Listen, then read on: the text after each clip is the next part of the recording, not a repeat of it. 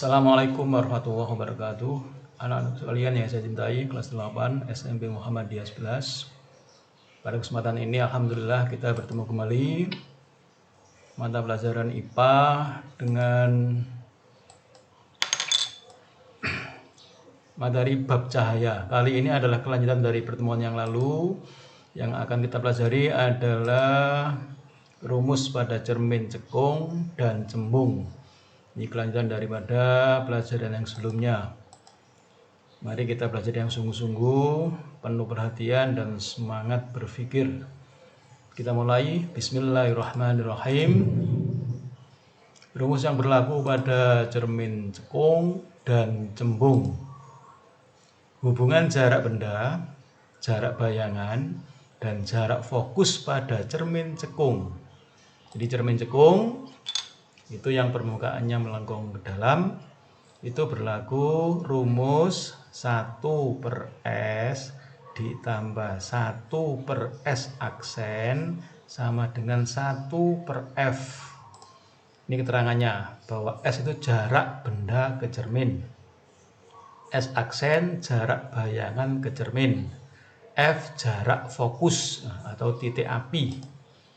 Kemudian juga ada rumus M sama dengan H aksen per H, atau juga berlaku S aksen dibagi S.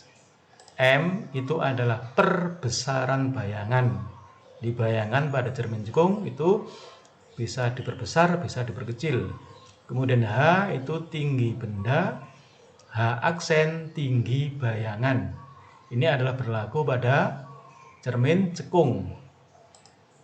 Nah, kemudian untuk cermin cembung, rumus ini tetapi nilai fokusnya negatif karena kelengkungannya berlawanan dengan cermin cekung. F itu jarak fokus atau titik api, kemudian R itu jari-jari kelengkungan. Nah, titik fokus itu adalah setengah dari jari-jari. Jadi nanti kalau ada soal diketahui jari-jari kelengkungan, maka F-nya adalah setengah dari R. Kalau untuk cermin cembung, ya F-nya atau R-nya negatif. Kemudian nilai pembesaran, nilai perbesarannya M. Nilai M ini adalah selalu bernilai positif atau lebih dari 0. Seandainya ini nanti kok ketemu negatif, maka kita ambil yang positif saja. Jadi kita harus paham ini rumus yang berlaku pada cermin cekung. Kalau cembung, F-nya negatif. Baiklah, kita ikuti contoh soal. Yang pertama, sebuah cermin cekung, ingat cerminnya cekung, memiliki jari-jari kelengkungan 40 cm. Sebuah batang korek api, ini bendanya berarti panjangnya 5 cm, diletakkan di depan cermin pada jarak 30 cm. Tentukan jarak bayangannya. Kemudian B, tentukan perbesaran bayangan. C, tinggi bayangan, dan D, sifat bayangan. Dari soal ini diketahui bahwa R itu jari-jari, yaitu 40 cm, berarti F-nya setengahnya yaitu 20 cm. S itu jarak benda. Jarak benda berarti ini 30 cm. Ini tinggi atau panjang bendanya. Sekarang kita jawab yang pertama, jarak bayangan. Jarak bayangan berarti ditanyakan adalah S aksen. Kita pasang rumusnya. 1/S ini benda, ini bayangan. Sekarang kita mencari S aksen, berarti ini kita pindah ke sini. Nah, D1/F dikurangi, ini kan pindah 4 dikurangi, maka F-nya tadi kan 20, kita abaikan satuannya dulu.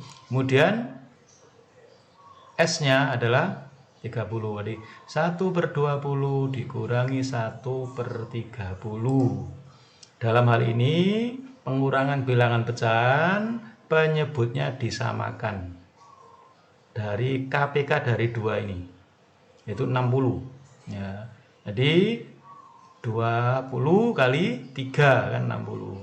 30 kali 2. Ini adalah ya setara. Maka hasilnya kalau digunakan 1/60. 1/60 ini adalah 1 per S aksen. Maka S aksennya ini sama dengan 60 cm. Maka kita simpulkan. Jadi jarak bayangan adalah 60 cm di depan cermin. Karena ada kemungkinan di belakang. Kalau S-nya positif, S-nya positif maka di depan cermin. Apabila S-nya negatif, maka bayangan di belakang cermin atau maya. Kalau di depan cermin nyata. Jadi ini kalau seandainya nanti kok ketemu negatif, maka berarti bayangannya di belakang cermin. Kita lanjut menghitung perbesaran. Berapa perbesarannya? Yaitu yang ditanyakan M. Tadi M-nya rumusnya apa? Ya, S aksen dibagi S. Tadi S aksennya ketemu berapa? 60. S-nya 30 berarti 2. Perbesarannya 2 kalinya.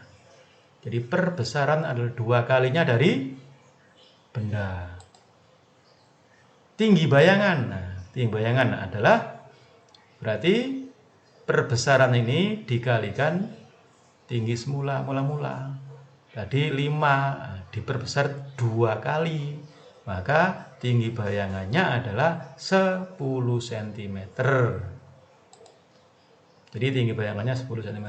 Yang berikutnya sifatnya. Sifat bayangannya bagaimana? Kalau tadi itu kita gambar, maka benda berada di ruang 2.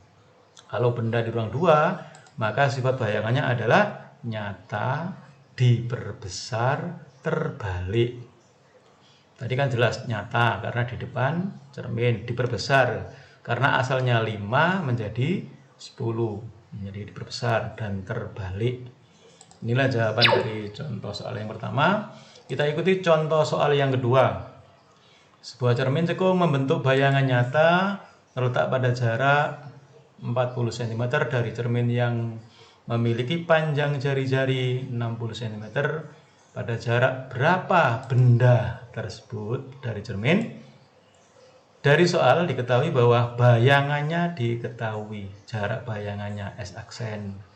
Kemudian kelengkungannya 60, berarti fokusnya separuhnya, yaitu menjadi 30. Yang ditanyakan adalah S itu jarak benda. Maka kita gunakan rumus 1 per S ditambah 1 per S aksen sama dengan 1 per F. Kita ganti angkanya, S-nya ditanya, ini dipasang, kalau mencari S berarti IQ kembali. Dipindah menjadi dikurangi, ini juga begitu, menyamakan nih, menyamakan penyebut. Nah, KPK dari 30 dan 40 yaitu 120. Ini 4 dari mana? Ini dikalikan berapa supaya 120? Berarti kan 4. Nah, kemudian yang ini 3. 40 dikalikan berapa supaya 120? Dikalikan 3. Maka hasilnya ini dikurangi 1/20 sehingga S-nya adalah 120 cm karena menggunakan satuan cm. Ini rumus untuk mencari jarak bendanya. Berikutnya contoh yang ketiga. Sebuah cermin cembung. Nah, ingat ini yang cembung. Panjang jari-jarinya 40 cm. Sebuah benda diletakkan pada jarak bendanya 30 cm di depan cermin. Jika panjang bendanya adalah 10 cm, tentukan jarak bayangan, perbesaran bayangan, panjang bayangan, dan sifat bayangan. Ingat, cerminnya cembung. Dari soal diketahui R, karena cembung maka negatif. Nah, F-nya berarti separuhnya, min 20. Nah, kemudian S-nya, jarak bendanya 30 cm, kemudian panjang bendanya 10. Kita jawab yang A. Jarak bayangan mencari S aksen. Kita pasang rumusnya. Angkanya diganti. S-nya tadi 30. Ini belum ada. Ini 20. Kemudian Nah, 1 per aksen berarti ini pindah ke sini. Nah, ini berarti menyamakan. Nah, berarti ini kan negatif kan? Ya, negatif. Ini negatif 3 dikurangi 2. Ini jangan min 1 ya, tapi ini negatif 5. Jadi kalau S aksen saja diwalik, yaitu 60 dibagi min 5, hasilnya min 12. Nah, ini S-nya negatif. Disimpulkan, jadi jarak bayangannya adalah 20 cm. Kenapa negatif? Di belakang cermin. Ini penjelasannya ini. Jadi tidak usah tulis negatifnya, tapi ini di belakang cermin. Ini jawaban yang A. Kemudian perbesarannya, rumusnya sama tadi. M sama dengan S aksen dibagi S. Jadi S aksennya kan min 12. Nah, kemudian ini 3. Ini kalau dihitung itu adalah negatif. Nah, karena ada ketentuan bahwa M selalu positif, maka jawabannya 0,4. Tadi 12 dibagi 30. Negatifnya diabaikan. Nah, ini perbesarannya. Ini nanti berarti bayangannya tidak bertambah besar, tapi berkecil ini karena kurang dari 1. Jadi perbesaran bayangannya adalah 0,4 kali, tidak sampai 1. Panjang bayangan yang tadi asalnya kan 10 bayangannya. Nah, diperbesar 0,4 kalinya, berarti 0,4 kali 10. Nah, bayangannya hanya 4 cm. Jadi panjang bayangan adalah 4 cm. Sifat bayangannya bagaimana?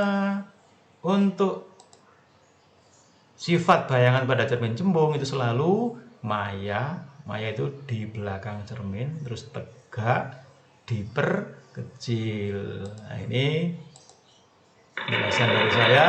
Sekarang tugas latihan soal yang pertama ini. Nanti kamu baca buku paket IPA halaman 185 sampai 186. Nanti akan ketemu soal seperti ini. Dan ikuti cara jawabnya seperti tadi. Soal nomor 2 juga begitu. Ini kamu lihat buku paket halaman 189 sampai 190. Nanti akan kamu temui soal seperti ini dan cara menjawabnya.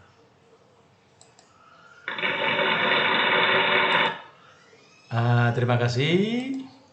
Semoga sukses. Wassalamualaikum warahmatullahi wabarakatuh. Alhamdulillah.